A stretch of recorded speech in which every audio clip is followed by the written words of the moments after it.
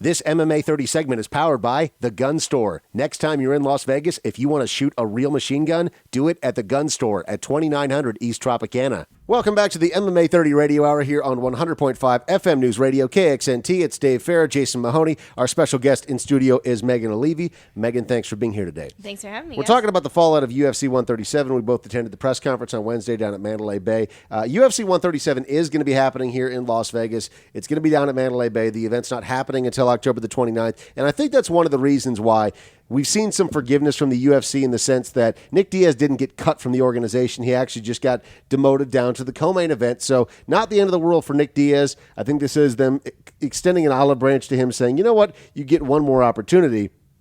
Mostly because this doesn't completely wreck their event, though, I think. Right, yeah, and who knows what the deal was also. I mean, maybe they said, hey, you have to go see somebody, or like they did with Rampage. Hey, you need to get your stuff settled before you come and fight for us. Maybe they're having Nick do the same thing, kind of figure out his personal life and what's going on, mentally for him before he comes and fights for the organization. And no matter what, at the end of the day, this has just created more promotion for the UFC. I think this is actually going to make this a higher profile card than it already was. I mean, George St. Pierre already draws a lot of attention, but now with all of these incidents surrounding UFC 137, I think this is going to definitely draw a lot more attention to it. So I can see them slapping Diaz on the wrist and being mad at him, but then at the end of the day, he's still going to be help them make some more revenue for this card. Well, UFC 137 has a lot of fights that are really good. We don't have time to talk about all of them, but one lightweight bout that I'm really excited about, Dennis Seaver, Donald Cerrone. Yeah, that is going to be a slugfest. Donald stepping in for Sam Stout, who was originally supposed to fight Seaver, but because of a lot of personal issues and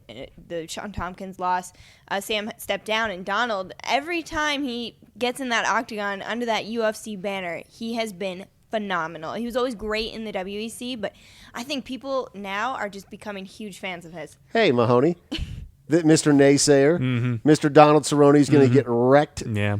By Charles Oliveira. What do you have to say now? Would you like to borrow my shoe, or do you want to use your own? No, I think Charles Oliveira, is going to drop down to 145 pounds, and he's going to be he's going to be great there. But I do think that Cerrone is the better fighter than Seaver going into this next fight. I have no qualms. Do you now have Donald Cerrone in your top 10?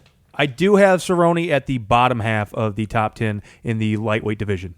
Okay, so finally, right. Donald Cerrone's getting some credit. He was impressive. I can't deny it. Like I said, I don't like Donald Cerrone, but I can't deny he is an impressive fighter, and he's put on some impressive fights, especially against Charles Oliveira. Yes, he was the smaller fighter going in against Cerrone, but Cerrone did show a lot of dominance in that, and Oliveira really just didn't have a shot. Though, I'm sick of Cerrone kicking people in the junk. He's got to stop doing that. All right, every fight. Donald Cerrone versus Dennis Seaver on UFC 137. That's actually on the prelims. You'll be able to watch that on Spike TV. And then you have Mirko Cro Cop, Roy Nelson on the fight card. I like that fight quite a bit. You have Chet Congo and Matt Mitrione also on this fight card. I think that's a really fun fight. That fight's even. It's even between... Even. The betting line is even. They're both minus 115 Actually, right now. you know what? I don't know how much I disagree with that. Really? You would say that Chet Congo's the favorite? I would think Chet Congo would be probably, minus 140, minus 135, something like that. I would think he would be just slightly above average favorite, Yeah, maybe. I mean, you got to think that Mitrione's looked really good in his last couple of fights, though. Mitrione has looked really good, but who has he fought? He's fought Christian Moorcraft, Tim Hague, Joey Beltran. Chet Congo is a world-class striker. But Chet Congo, I mean, looking at his record, he's not exactly setting the world on fire either. He got knocked out 4 times by Pat Barry and then miraculously came back and Chet won. Congo is going to be, he's not going to be the heavyweight champion anytime soon, but he's definitely that perennial gatekeeper. If Mitrione can get past Chet Congo, this proves that he is indeed a man to deal with in the heavyweight division. Co-main event now, Nick Diaz and BJ Penn, and George St. Pierre versus Carlos Condit for the welterweight title, headlining UFC 137 again, happening here in Las Vegas on October the 29th. What does George St. Pierre have to say about everything that's happened in the past couple of days? We're going to pick up our conversation right here with George St. Pierre talking about his coach, Greg Jackson, deciding to step out and not coach him for this fight. And the reason why is because Greg Jackson is also the coach for his new opponent, Carlos Condit. This is an exclusive MMA 30 interview with the welterweight champion of the UFC, one of the most popular fighters on the planet, George St. Pierre.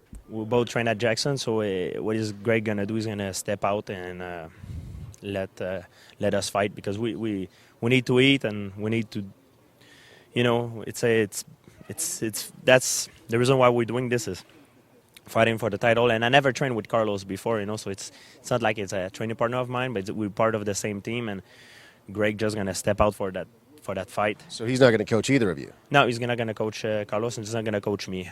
From now, he's gonna step outside and let us do our thing. That was going to be my first question, actually, because it's kind of an interesting situation. Greg Jackson's camp has a lot of top guys, and that's become an issue before. We saw that with Rashad and John Jones going back and forth. But interesting move, just deciding to pull out. That was his call or your call? I wanted to talk to him because he's the coach. I wanted to see what he thought about it, and he said he don't like to see it, but he said he's going to step out, and the best man will win. So one of your very good friends, Rory McDonald, just fought Carlos Condit not too long ago, and for all intents and purposes, until the final moments of that fight, he was beating him. Looking back on that fight, how much are you taking away from that?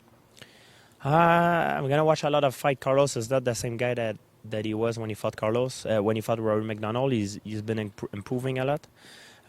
He's very dangerous, much more dangerous than Nick Diaz, I do believe. I'm going to watch a couple of videos and go back on studying him.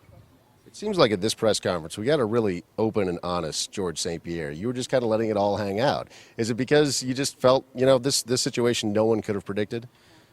Yeah, I'm always...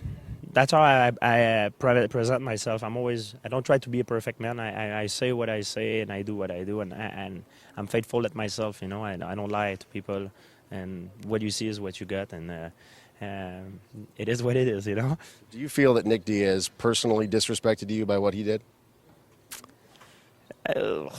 Disrespecting me? He didn't close any opportunity to me. He closed an opportunity to him. And tell you the truth, disrespecting me, not really me. Like, I feel a little bit disrespect, but not. He closed the door for himself. It's himself that he penalized the most. I don't see that as a negative thing. For me, it's just it's a new guy. It's like, it's okay. I switch gear.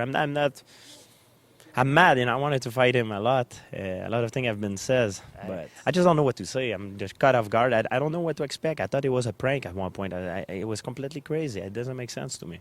Wait, are you saying that the things that people say actually get under your skin? It does get under my skin. I'm a human being, But I have a way that I act, and I have an ideology. I don't want to be. I want to show a good example, be a good role model. So I try to make to look good all the time. Final thing for you: how do you expect to finish Carlos Condit? I have no idea. It's going to be pretty hard. I'm gonna try to knock him out and submit him for sure. I'm gonna try to do my thing. Always a professional, George St. Pierre. Thanks so much. Thank you.